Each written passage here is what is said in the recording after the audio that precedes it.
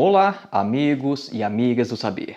O título do vídeo de hoje é Tudo certo, mas no lugar errado.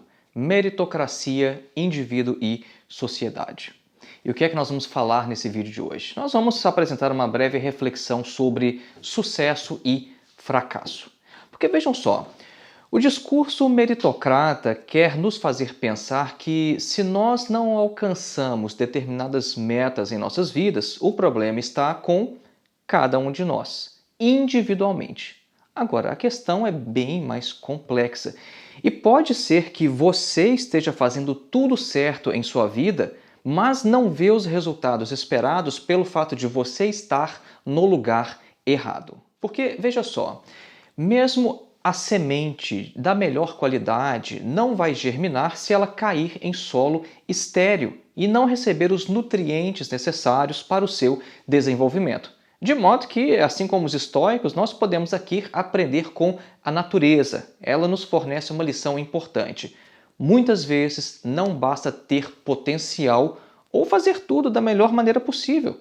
Não, às vezes também é necessário estar em um contexto que vai propiciar o nosso afloramento. Agora, como saber então quem é você nesta história?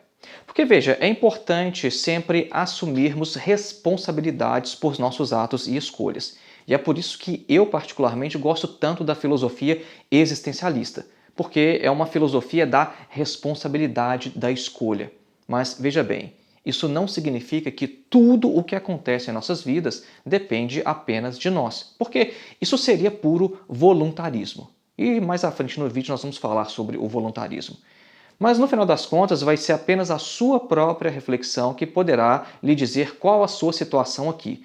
Mas talvez você não vá descobrir isso sem antes alterar suas próprias circunstâncias e experiências, né? Porque eu mesmo só consegui enxergar que eu estava fazendo muita coisa de forma certa, mas no lugar errado, de maneira post-factum, isso é, depois que as minhas circunstâncias de vida foram alteradas, depois que eu mudei de país. Então, no meio do vídeo, eu vou compartilhar um pouco sobre a minha experiência com vocês. Agora, o nosso objetivo nesse vídeo não é analisar a ideia de meritocracia. E tampouco nós vamos apresentar exemplos de indivíduos supostamente bem-sucedidos para mostrar a origem de sua riqueza através de herança ou outros meios. É importante falar isso aqui logo de início, porque talvez seja a expectativa de alguns ao ler a palavra meritocracia no título desse vídeo, mas não vai ser esse o nosso caminho. Tá? A nossa reflexão de hoje tem por objetivo te ajudar a analisar melhor a sua situação concreta de vida e a tomar melhores decisões. E ao final nós vamos trazer também uma reflexão de Lenin, de Vladimir Lenin, que pode nos ajudar a ler melhor não apenas a conjuntura política, mas também as nossas próprias vidas. Então, vamos lá, acompanhe.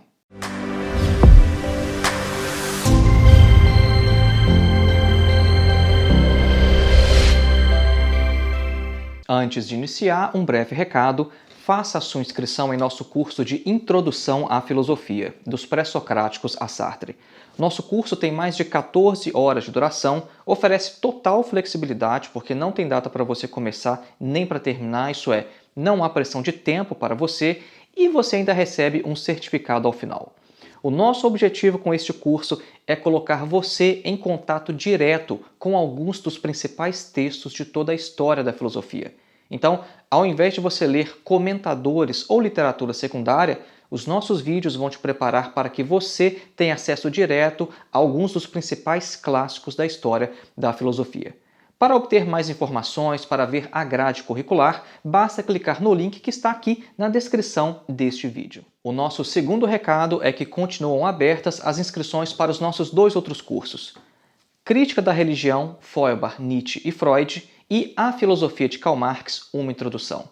Para ver a grade curricular destes cursos e já fazer a sua inscrição, basta clicar no link que também está aqui na descrição deste vídeo. E lembrando, o acesso aos nossos cursos é vitalício. Você não paga mensalidade, a inscrição é feita de uma só vez e você tem acesso para sempre a todo o conteúdo. É como comprar um livro, você sempre terá acesso a todo o conteúdo. E o nosso terceiro e último recado é que, como alguns de vocês sabem, eu tenho também alguns projetos musicais e eu acabei de lançar um novo single com um projeto de Doom Metal que eu lancei. Eu sei que tem uma galera aqui no canal que nos acompanha e que curte o metal também, então dá uma força pra gente lá. Eu vou colocar o link aqui na descrição, tá? Eu lancei como artista solo, meu nome como artista solo é Hereticus, e eu lancei um single chamado Infinite Sadness. Está disponível em todas as plataformas de streaming. Voltemos então ao nosso tema, tudo certo no lugar errado. Vamos iniciar mostrando como que o discurso liberal e meritocrata quer nos fazer sentir culpados quando o problema não reside exatamente em nós. Veja, por exemplo, o que geralmente nos ensinam sobre vivermos em situação financeira difícil. Essa parte do vídeo será um pouco mais longa, mas é importante a fim de que você perceba que há uma dimensão social na questão do fracasso individual. Tá? Há uma questão social na questão do fracasso individual. Porque o discurso meritocrata erra ao não colocar os problemas individuais em perspectiva social. E por isso essa primeira parte do vídeo é bem importante. Imagine um indivíduo chamado José. O José trabalha de 8 às 18 e perde mais 4 horas de seu dia na locomoção, no transporte ao trabalho. O José trabalha muito, trabalha demais, não falta esforço ao José. Mas como ele ganha muito pouco, tem família, tem filhos, o José acabou se endividando e não vê como sair desta situação. Tá? A história do José é a história da maioria das pessoas que vivem neste planeta. O José, então, à noite, ele liga a televisão e ouve lá que o segredo para não se endividar seria administrar bem o que ele ganha. Agora, será que isso realmente vai resolver o problema do José? É só administrar? É questão de cabeça, de administração? Vejam, longe de negar a importância de educação financeira a qualquer indivíduo e em qualquer faixa de renda. Tá? Longe de nós falar isso. Agora, nós vamos analisar se não haveria talvez um problema mais fundamental que nós devemos inserir na discussão. Nós temos que levar em conta, em primeiro lugar, a questão dos baixos salários. Porque os baixos salários, essa questão nunca é apontada como pelo menos um dos principais fatores do baixo nível de vida da maioria da população mundial. Os analistas do Jornal da Noite nunca abordam o sistema econômico em sua totalidade. E tendo em vista que a economia clássica burguesa opera sempre nos quadros daquele individualismo à la Robinson Crusoe, como Marx chamava, as Robinsonadas, isso é, de um isolamento do indivíduo em relação à sociedade, então a culpa do endividamento do trabalhador não seria social, mas seria individual, de acordo com essa perspectiva liberal meritocrata, de acordo com essa Robinsonada. Então, os analistas vão dizer, quando o cidadão se endivida, o problema está apenas nele próprio. Agora, se nós analisarmos a questão de uma perspectiva social, nós veremos a coisa de uma outra forma. Porque veja, uma característica do modo de produção capitalista é que nele se fabrica uma enorme quantidade de mercadorias que precisa ser consumida a todo instante. Então, se as pessoas compram menos, isso gera o quê? Recessão e compromete o funcionamento normal do sistema, porque é um sistema que sobrevive de lucros e precisa vender cada vez mais. Mas vejam só, os trabalhadores não possuem dinheiro para comprar sempre mais e mais como o capitalismo exige, como o capital precisa. E surge aqui então uma das grandes contradições deste sistema. Porque, de um lado, nós temos uma enorme quantidade de mercadorias que precisa ser consumida, e do outro, você tem uma enorme quantidade de consumidores, que são trabalhadores, que não têm dinheiro para comprar essas mercadorias. Mas ainda tem mais. A situação parece ainda mais absurda quando nós observamos que esses consumidores, trabalhadores, que não têm dinheiro para comprar essas mercadorias, bom, esses consumidores, na verdade, são os produtores dessas mercadorias. Então, a situação geral aqui é a seguinte: os trabalhadores produzem uma enorme quantidade de mercadorias, mas eles próprios não conseguem comprá-las porque não têm dinheiro, porque os seus salários são baixos. E os capitalistas, por sua vez, eles não vão conseguir vender todas as suas mercadorias porque os capitalistas pagam baixos salários aos trabalhadores. Agora, se os capitalistas não fizessem isso, se eles não pagassem baixos salários, eles teriam seus lucros diminuídos. E aí, em meio a este processo, o capitalismo precisa então do marketing. Porque é preciso fazer de tudo para que os trabalhadores comprem aquilo que eles mesmos produziram. E a publicidade faz uso, desde a primeira metade do século XX, até mesmo de algumas descobertas da psicanálise. Então, o trabalhador, em uma busca inconsciente pela felicidade que lhe foi prometida através do consumo, o trabalhador precisa então recorrer ao crédito. E vai entrar aqui em cena o capitalista financeiro, a mais pura expressão do parasitismo. Tá? O que é o capitalista financeiro? É um vampiro que vai sugar a energia vital dos trabalhadores, vai se enriquecer dia após dia apenas de juros, fazendo dinheiro gerar dinheiro sem passar pelo processo de produção. Já pensou que coisa louca que é o capitalismo financeiro? Onde dinheiro gera dinheiro sem passar pelo processo de produção. Mas vejam, o capital financeiro é uma peça fundamental para o capitalista fabril, aquele capitalista clássico da fábrica, porque sem ele, grande parte de suas mercadorias não encontraria saída de seu estoque e talvez ele nem mesmo conseguiria produzir. Agora, está lá o trabalhador, por seu lado, empobrecido, seduzido para ter um pouco mais do que apenas arroz e feijão, tendo em vista que o trabalhador vive numa sociedade que tem condições de lhe proporcionar isso, então o trabalhador acaba se endividando. E os especialistas lá no Jornal da Noite, lá naquele telejornal que todo mundo conhece, vão dizer que a culpa é de quem? Do endividamento? A culpa é do trabalhador individualmente. Então, a proposta de administração financeira dos ideólogos dos telejornais, no final das contas, é apenas a seguinte: que o trabalhador se contente com apenas arroz e feijão na mesa, que o trabalhador trabalhe apenas para sobreviver. Agora, vejam só a contradição. Se os trabalhadores realmente seguissem tal conselho e parassem de consumir, o capitalismo entraria em crise. Então, nós temos a situação em que o trabalhador não pode parar de consumir, mas também não pode se endividar para isso. Essa é uma das contradições no modo de produção capitalista. A produção é coletiva, mas a apropriação dessa produção é privada. Os trabalhadores produzem as mercadorias, mas eles não podem consumi-las porque essas mercadorias pertencem ao capitalista e não a eles próprios, os produtores. Este é um dos aspectos do que Marx chamava de alienação. Um dos aspectos da alienação é este: a privação do trabalhador em relação ao produto de sua atividade. Olha aí ao seu lado, à sua volta. Tudo que foi construído, tudo que é construção humana é construção do proletariado. Os carros que você vê na rua, esse dispositivo eletrônico através do qual você está vendo esse vídeo, isso é construção da classe operária. Mas quem é o dono disso? Quem era o dono disso antes de você comprar?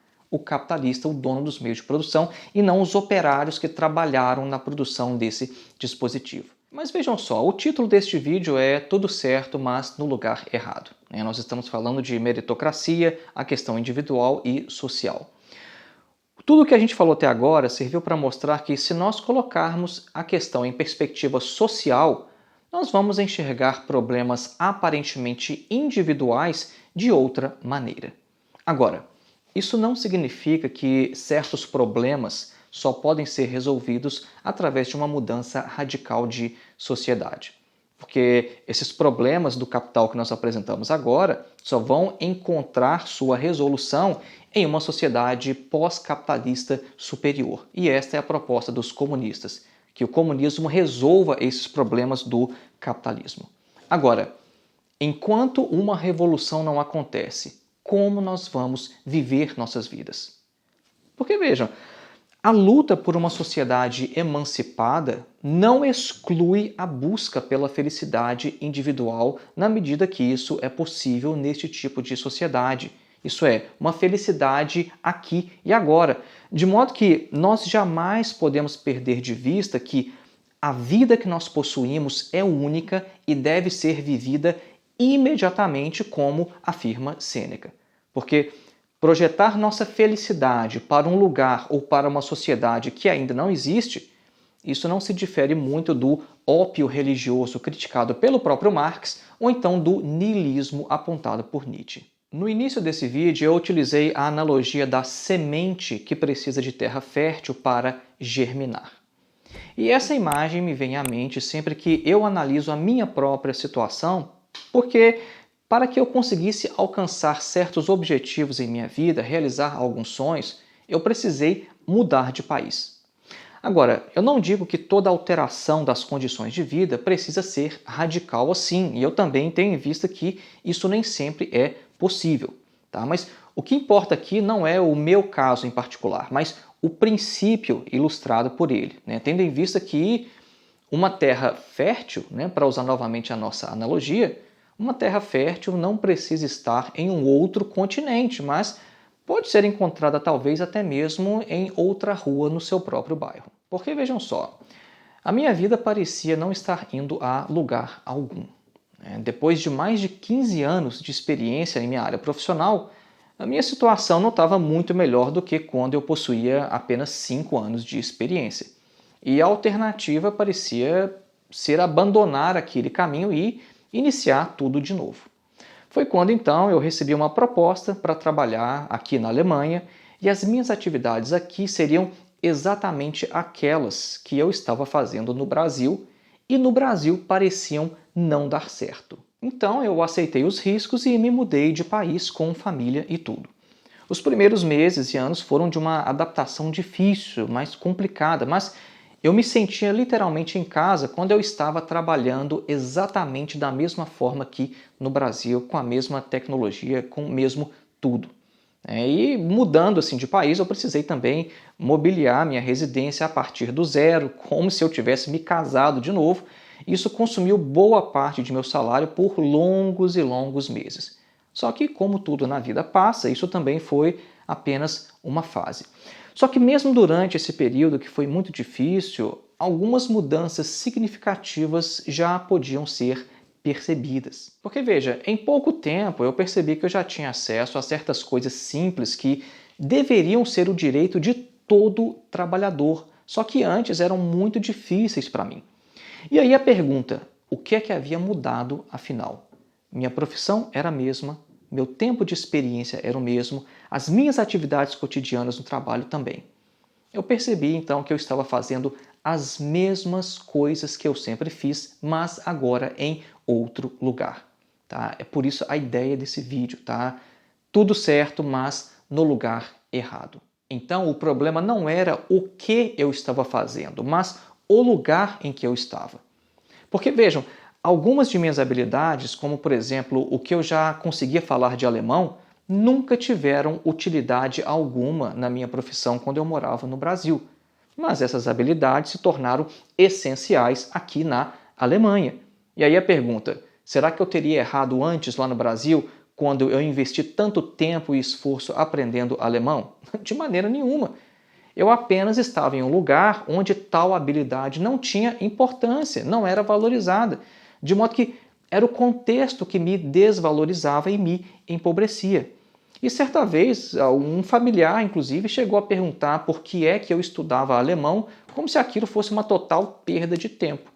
Mas vejam, o meu objetivo com esse idioma, eu já falei aqui no canal várias vezes, sempre foi estudar filosofia e psicanálise. Foi por isso que eu fui estudar alemão, por causa do mestrado em filosofia principalmente. Mas no final das contas, essa habilidade acabou me servindo de uma maneira que eu não esperava. Por que é que eu estou contando, então, compartilhando essa experiência?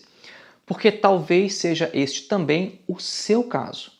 Pode ser que as suas habilidades tenham grande importância em outros contextos ou lugares, de modo que aquilo que impede o seu crescimento não é exatamente você ou a forma como você tem conduzido sua vida, suas atividades ou seus projetos. Tá? Existe a possibilidade de que você seja uma boa semente lançada em um terreno infértil. Mas isso, como saber?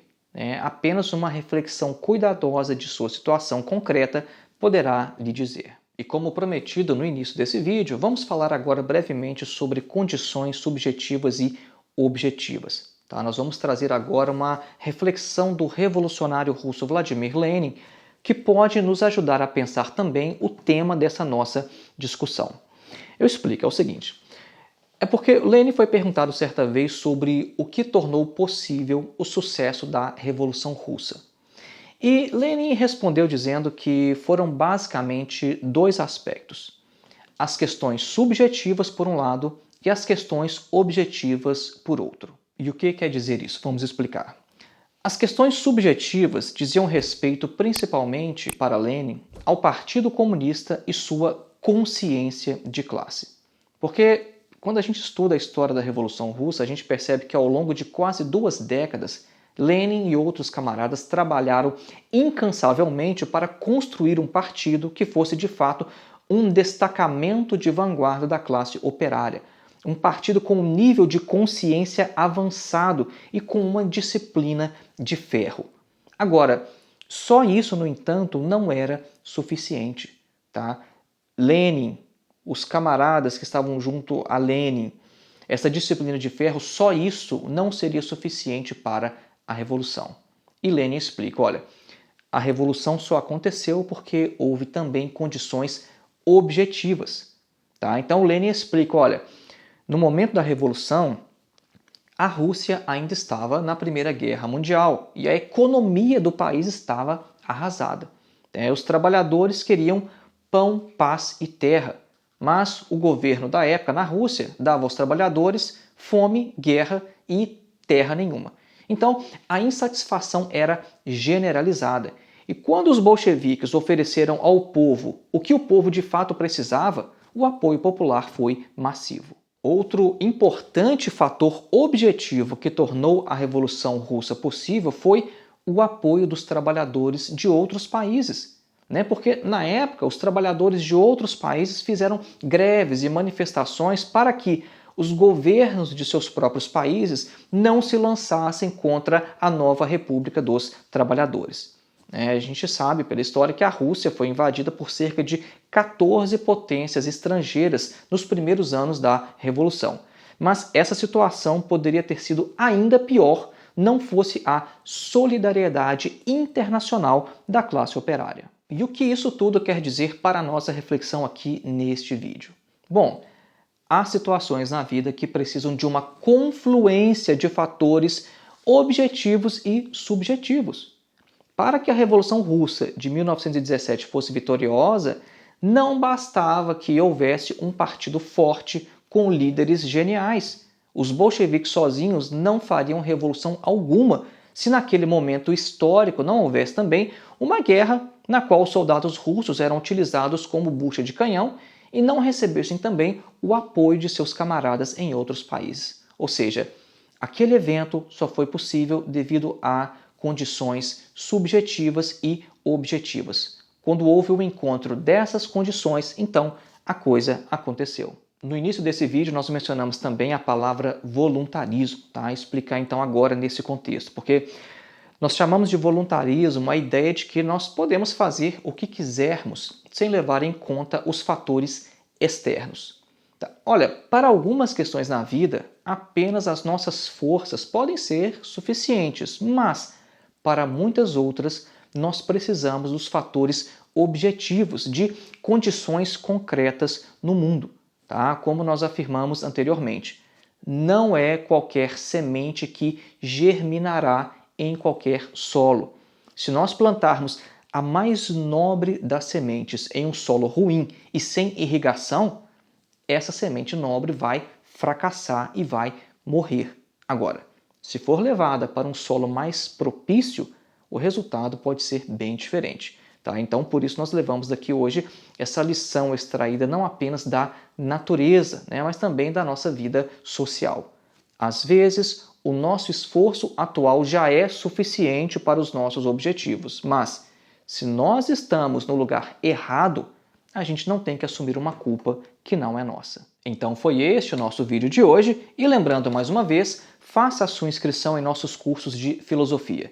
Os links para os nossos 3 cursos estão na descrição deste vídeo. E também o pessoal que curte o som pesado, curte o Doom Metal, dá uma força pra gente lá com o nosso novo single. E se você considera que a internet é um lugar melhor com o nosso trabalho, seja um de nossos apoiadores através da plataforma Apoie-se ou então torne-se membro do canal aqui no YouTube. Tornando-se membro do canal, você pode participar do nosso clube de leitura. Ou então você pode contribuir com o nosso trabalho através de nossa chave Pix, que é o nosso endereço de e-mail, filosofiavermelha@gmail.com. Um grande abraço e até o próximo.